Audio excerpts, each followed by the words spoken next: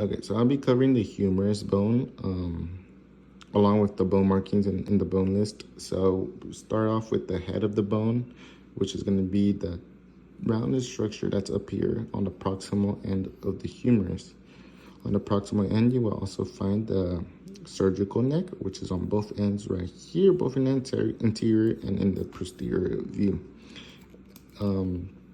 Back to the proximal end, we also have the anatomical neck right here, which is going to be the residual epiphyseal plate of the humerus.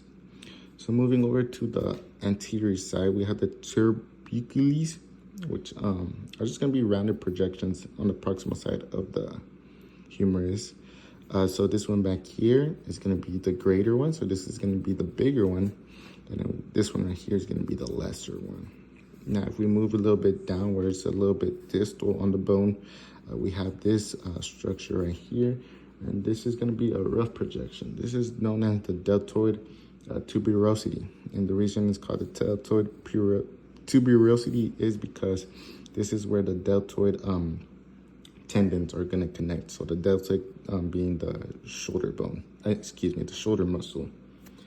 Moving down over to the distal end of the humerus. So right here we have the condyles.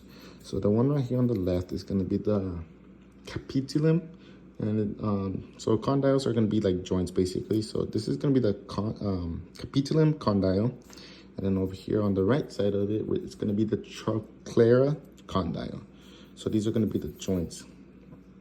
So if we move up a little bit right here, on the end right there, we got the medial epicondyle. And the medial epicondyle is going to be a rough surface that allows for ligament attachment. So if we have a medial end, meaning more towards the middle, we also got to have a lateral end, meaning more towards the outside.